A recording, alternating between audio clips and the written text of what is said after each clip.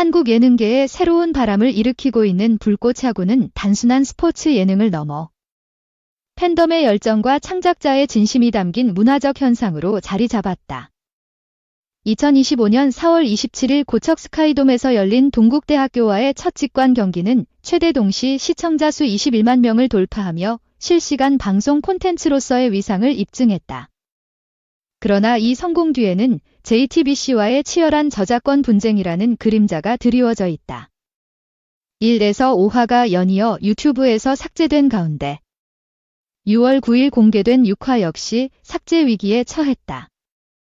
이 기사는 불꽃야구 6화의 삭제 위기와 JTBC와의 저작권 전쟁의 전말을 상세히 탐구하며 팬들이 이 사랑받는 콘텐츠를 지키기 위해 어떤 행동을 취할 수 있는지 조명한다.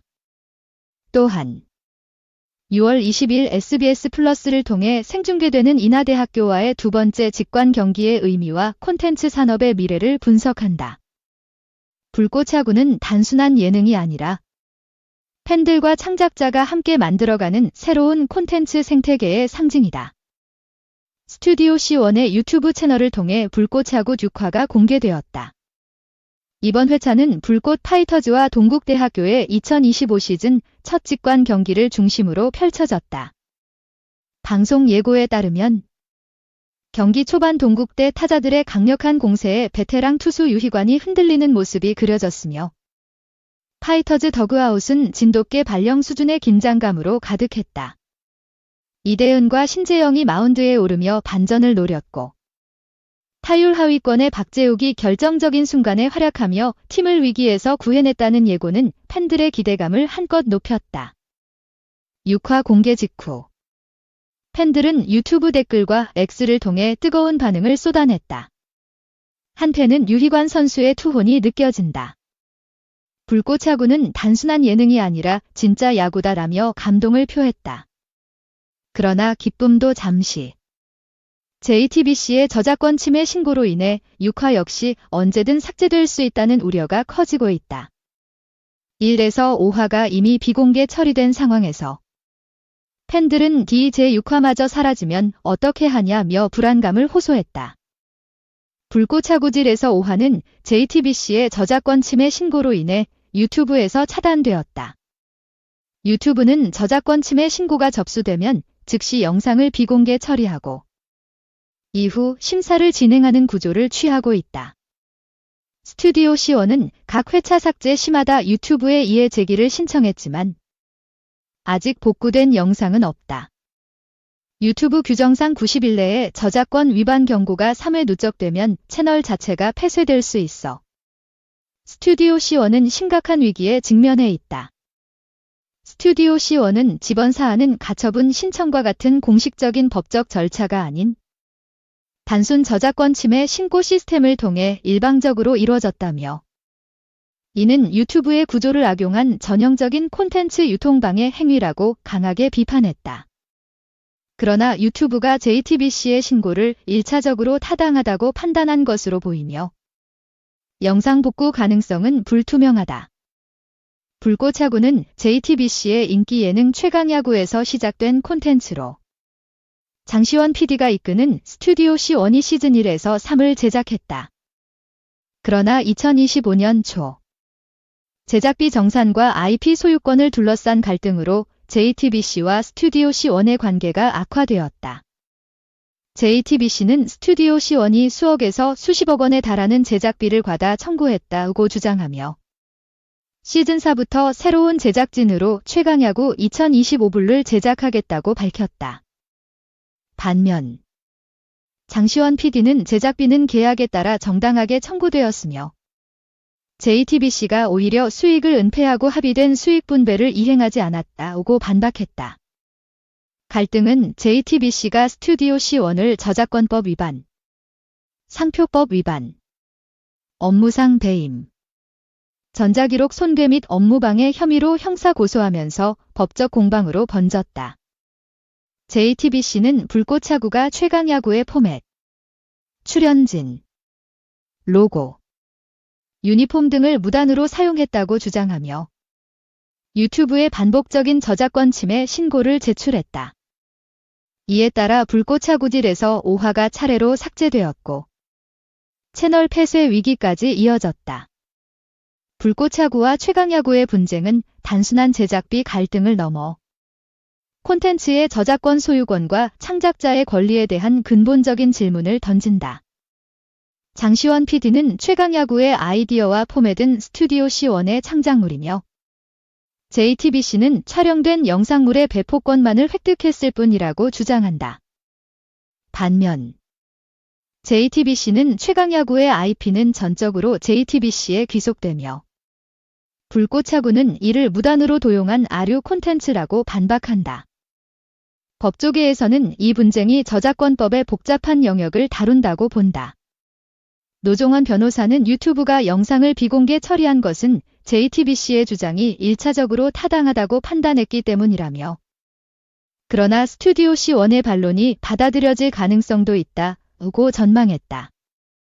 정현덕 교수는 유사한 출연진과 포맷 때문에 AI가 영상을 차단했을 가능성이 높다며 재검토 결과에 따라 영상이 복구될 수 있다고 덧붙였다.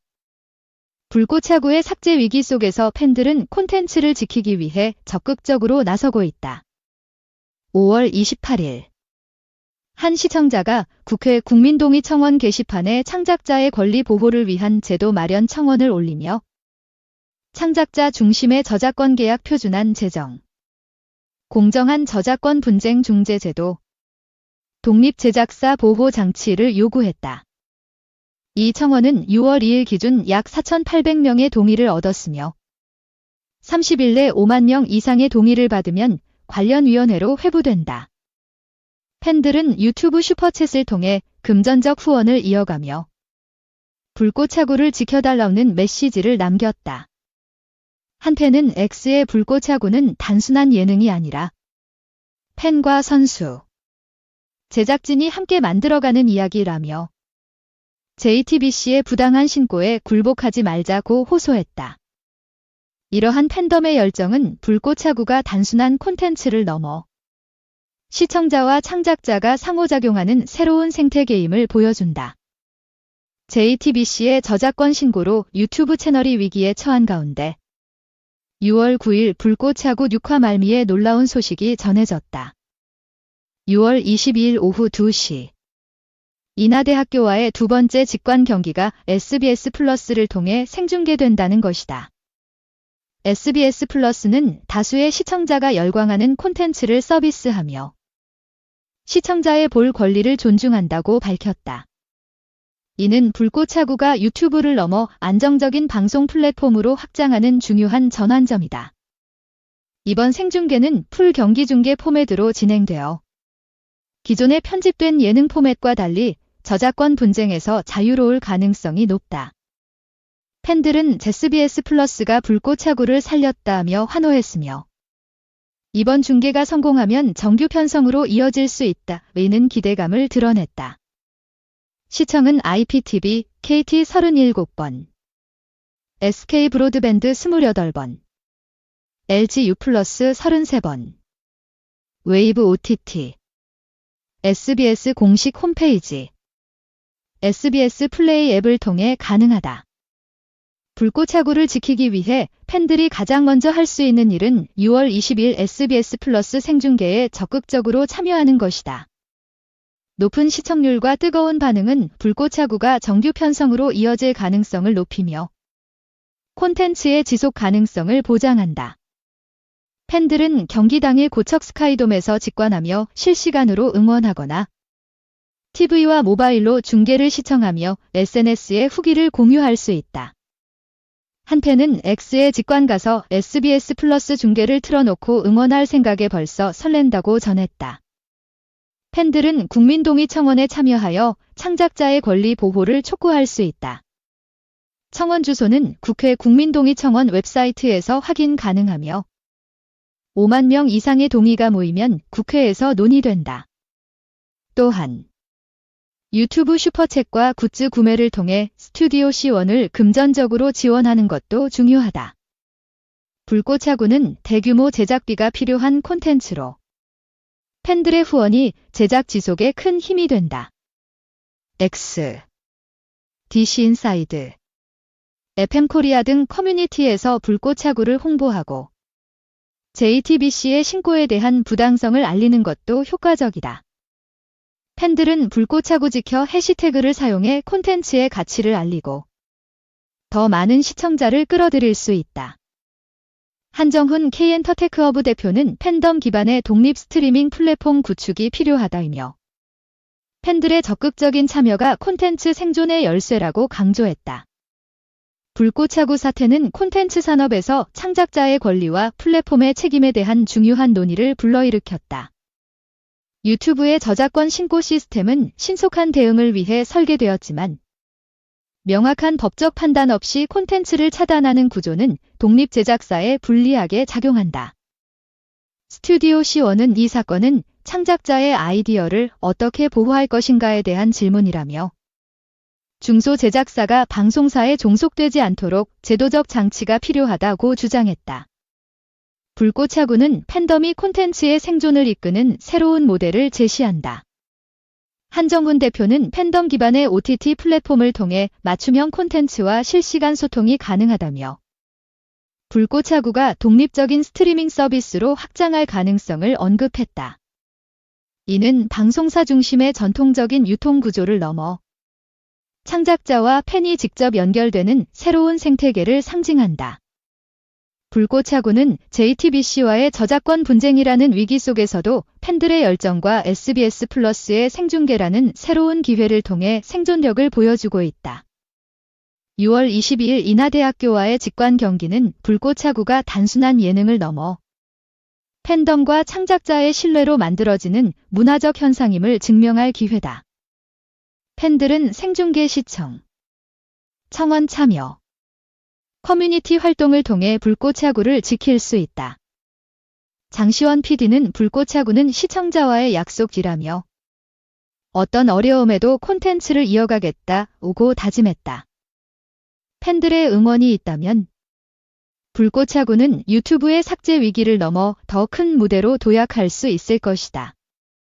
6월 22일 고척 스카이돔과 SBS 플러스에서 타오르는 불꽃을 함께 응원하자.